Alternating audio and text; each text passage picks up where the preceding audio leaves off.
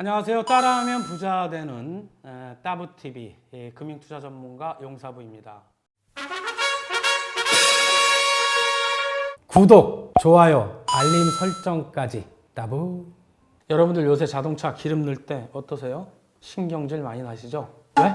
기름값이 많이 올랐으니까. 자, 보면 전국 주유소 휘발유, 경유 기름값이 11주 연속, 지금 촬영하는 시기적으로 보면 9월 셋째 주까지 11주 연속 올랐다고 합니다. 휘발유 값이 1,700원 리터당 후반대, 경유는 1,600원 후반대. 오늘도 여러분들의 기운을 모아서 용사부와 함께하는 오늘의 테마, 기름값이 왜 이렇게 오르는 거야?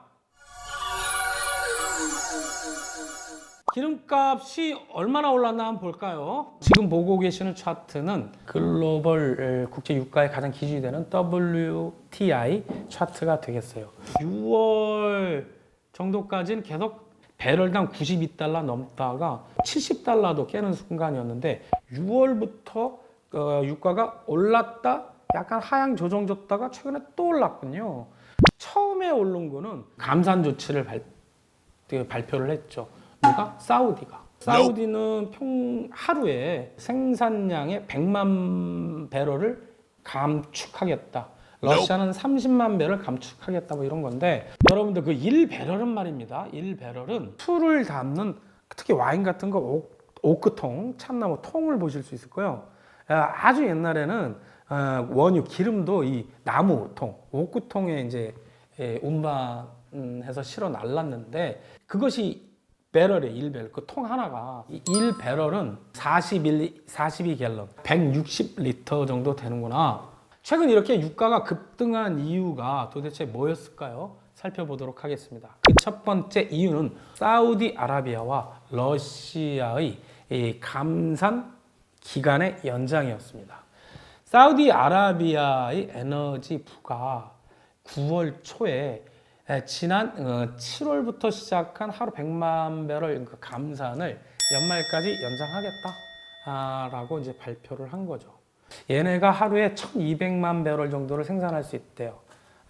소위 말해서 이빠이 최대치로 생산하면 그거의 그 25% 정도 낮은 수준이죠. 이 원래는 말입니다. 이 사우디가 오펙 플러스의 그 최대 생산국이기 때문에 발표가 중요한데 매월 단위로 발표했었거든요. 근데 이것을 이런 식으로 해서 간헐적으로 하고 그 기간도 연장을 하고 있네요. 여기에다가 그 러시아가 덩달아 하루 30만 배를 감산하고 있었는데 이것도 사우디를 따라서 12월까지 연장하겠다라고 발표하고 엎친 데 덮친 격으로 러시아 경유와 휘발유의 수출을 그냥 전면적으로 금지해 버렸어요.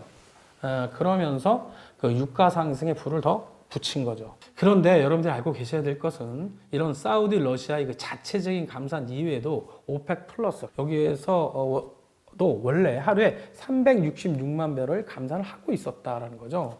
어쨌거나 감산해서, 즉 원유를 공급하는 요인으로 인해서 가격이 원유가 올랐다라는 것이죠. 자, 두 번째 이유를 보면 사우디만의 독특한 이유인데, 사우디 지금 석유가 언젠가는 떨어지겠죠. 원유가 언젠가 파다 없어질 거 아니에요. 그래서 산업 구조를 원유 위주에서 다른 걸로 최첨단 향후 먹거리 산업으로 변경시키려고 당연히 하고 있어요. 다 어디서 나오겠어? 원유에서 나오겠죠. 석유를 생산하는 기업이 있어요. 아람코라고 하죠. 개인 기업이 아니라 국영회사죠. 이 국영회사의 일부 지분이 주식시장에 상장되어 있는데, 자, 아람코 지분을 똑같은 수량을 매각을 하는데 그 가격을 일주 단위당 더 높게 받으면 좋아요? 안 좋아요? 그렇죠. 지분의 추가 매각 상장 이전까지 원유 가격을 어느 정도 높은 가격에서 형성시키고 싶어 하겠죠. 누가? 사우디아라비아가. 근데 그 규모가 상당히 크다라는 거예요. 최대 500억 달러, 66조인데 이 규모 얼마나 큰지 감이 안 오시죠? 자본시장 역상 최대 규모의 매각이라는 거죠. 이렇게 그 유가가 급등하면 무슨 문제가 발생할까요? 자, 구체적으로 살펴보도록 하겠습니다.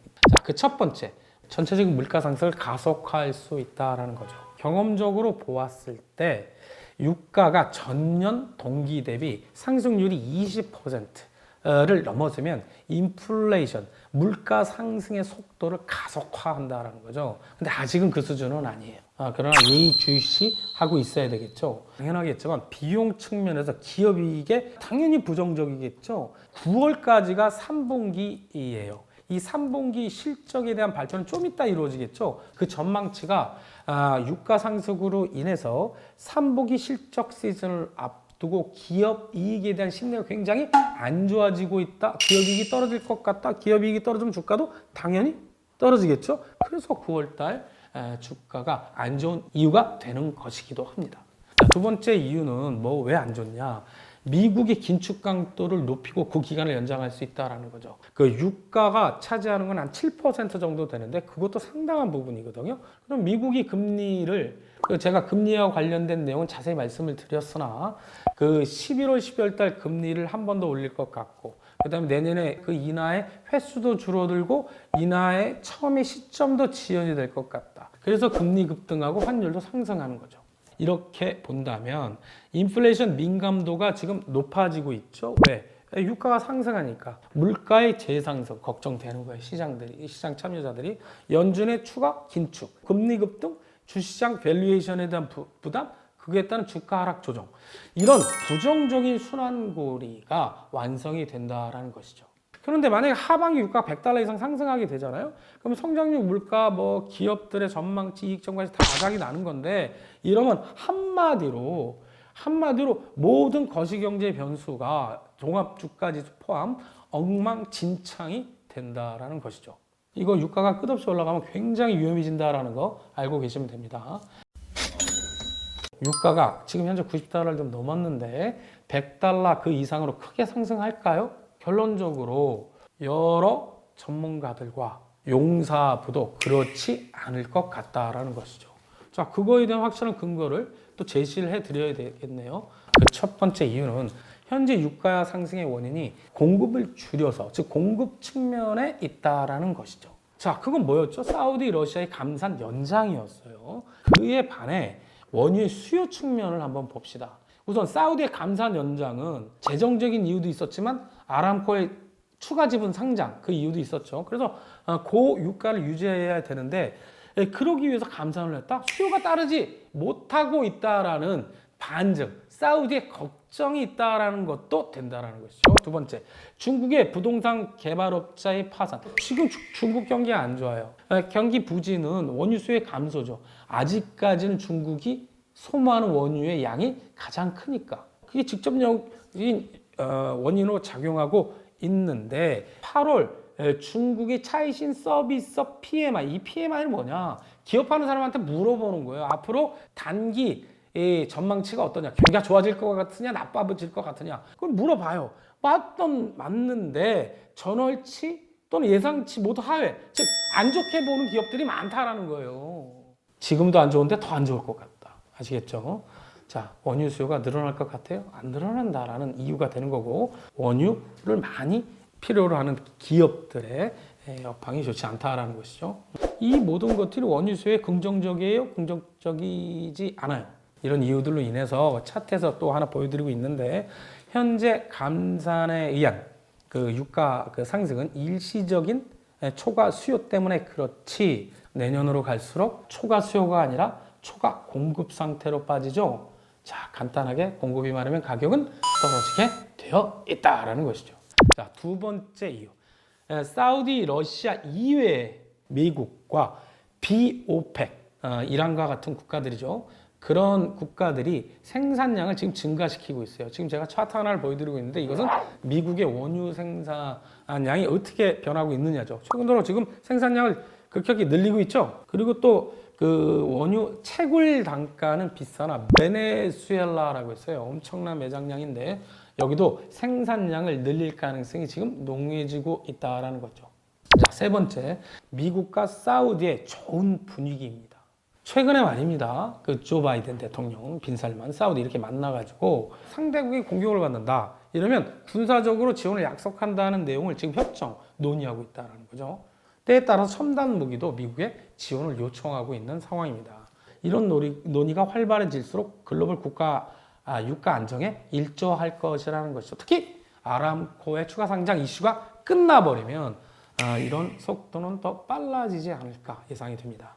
자, 그리고 원천적인 걸 한번 보죠. 국제에너지기구 IEA 많이 들어보셨을 텐데 최근 보고서에서 원유를 좀 더 똑같은 완제품을 생산하도록 덜 써도 되게끔 개선하고 있고, 전기차 보급, 재택근무의 확산 이런 걸로 보았을 때 내년 원유 수요는 급격하게 둔화될 것으로 보고 있어요. 수요가 주는데 가격이 끝없이 올라갈 수 있을까요? 이거 분명한 사실입니다. 꼭 상기하시기 바랍니다. 요즘 기름값이 많이 오르고 그리고 주가도 많이 하락해서 걱정이 많으셨죠. 그 주가 하락의 원인 중에 하나가 국제 유가의 급등이었었는데 어떠셨어요? 제가 오늘 방송을 통해서 그 급등은 오래 갈 것 같지 않다라고 말씀드렸는데 여러분들의 앞으로의 투자에 많은 도움이 되셨습니까? 그러길 바라면서 오늘도 내용이 좋았다면 구독, 좋아요, 알림 설정까지 부탁드립니다. 따라하면 부자 되는 따부TV 용사부였습니다. 따부.